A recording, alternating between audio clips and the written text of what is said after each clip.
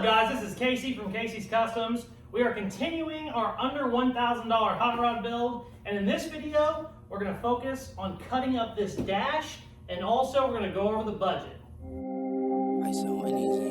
Hey, sitting like a boss, bring the workers out. Press on the exhaust, we be skirting now. No, we not the same, what you talking about? Got me all up in your mentions, must have heard around. How that sound, yeah, that sound good. Break it down, I so Wendy's in your town, don't forget the dollar sign. How that sound, yeah, that sound good. Tell them get in line, hold it down, came up from the under. So I realized in my previous videos on this, I've been saying numbers. I bought this for this, I bought that for that, I sold that for that, but I haven't actually put it on a list for people to actually see what I'm talking about. So we're gonna go through that right now. I have receipts on all this shit. Well, I have Facebook ads on all this shit. Obviously there's not receipts when you're just selling and buying on the internet, but I have proof of what I've paid for all of this. But let's go ahead and run down where we're at so far. Bought the truck for $250, bought the Lincoln for $500. I did have to buy an alternator. He stole the alternator off it whenever he bought it. It didn't come with a battery, so I needed to buy a battery, but I actually found one in the trunk. He said it just wasn't good. Well, I let it charge all night. It's been doing fine. I might end up needing a battery later on, but for now, it's been firing up fine, so I got lucky there. And that puts me at $750 plus 40, $791. So far, sold the doors for $200, the headlights for $25, the taillights for $30. I got $67 out of scrap. Oh shit, I forgot about the hood. I got $75 out of the hood. Lincoln hood. So let's do a little bit of math and see where we're at. So I've probably had about 10 different people, which that's very small in the grand scheme of things because I think this project's been viewed 150,000 times across social media. So 10 people is not that big of a deal, but I've had 10 different people that have said, yeah, you might be able to do it under $1,000 because you have $10,000 in tools. You're gonna use $20,000 in tools, all this shit.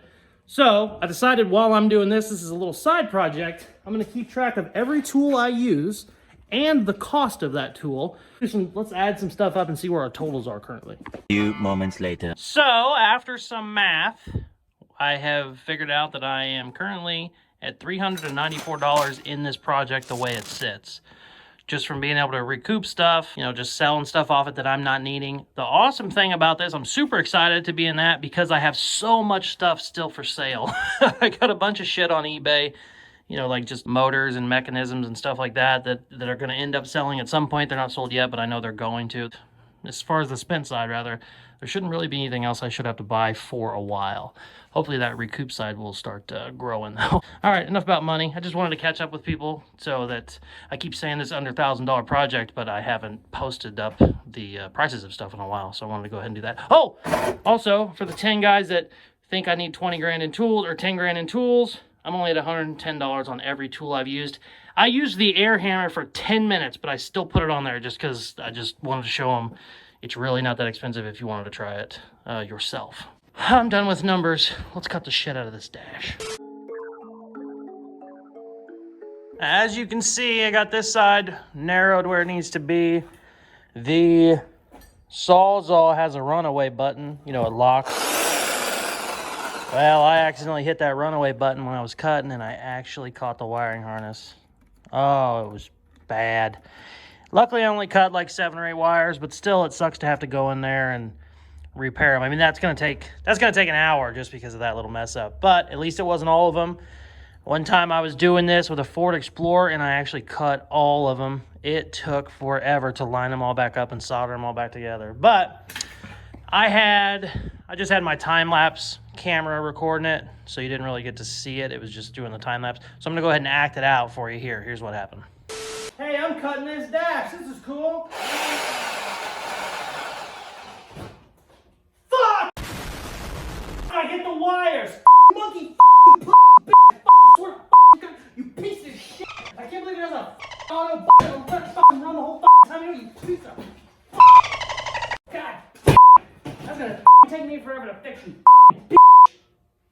Something like that. Stop it. Get some help. So it looks like we need roughly 55 inches. So I'm gonna make this opening 54 so that hopefully it gives me plenty of room extra just for shits and giggles. So I need to make sure everything is cut to about there. Which, like I said, there shouldn't be any wiring and stuff in here, so I should be good, but it sucks. It's just a panel. And also what sucks is I'm gonna have to go across this vent, which I really didn't want to have to do, but I think I'm gonna have to go across that vent. I don't know, I might be able to get away with it. I think what I'll do, I'll cut it around it for now, and then hopefully I can get away with not cutting it.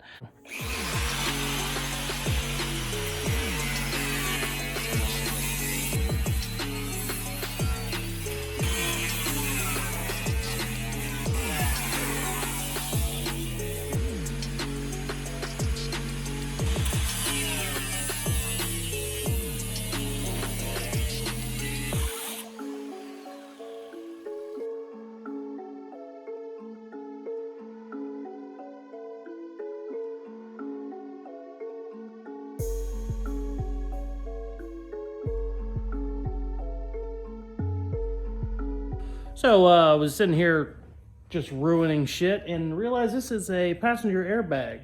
So I need to be super careful because all the non-wires I were worried about, it's probably gonna have a lot of wiring now. So gotta kind of go in here real easy.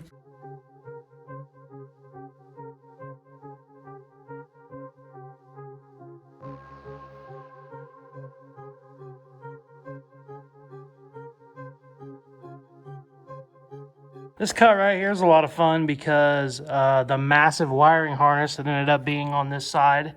I thought this side was going to be the easy side. It's being a bitch, just like the other side. This cut is fun because my blade is literally running against the fucking wiring harness. But that's the only angle I got, so let's see what happens.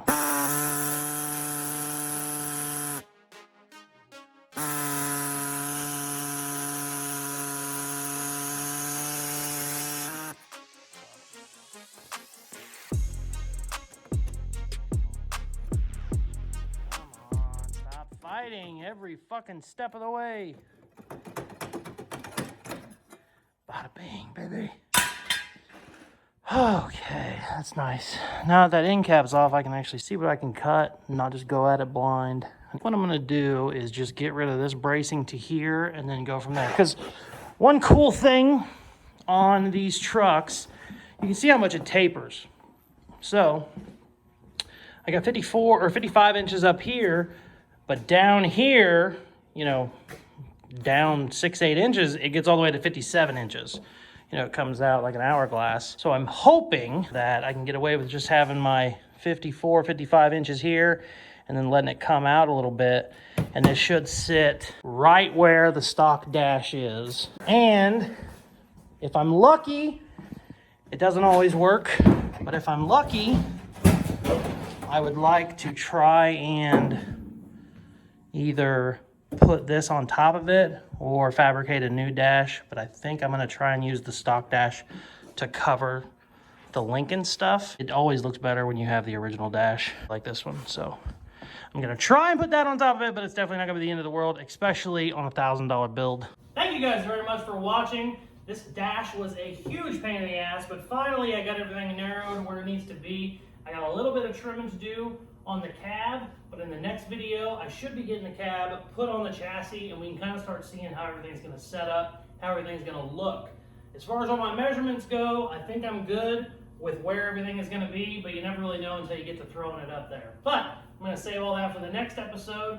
Please stay tuned. Also, like, share, subscribe, all that good stuff they tell you to do at the end of videos, and check out some more of my other videos. Peace!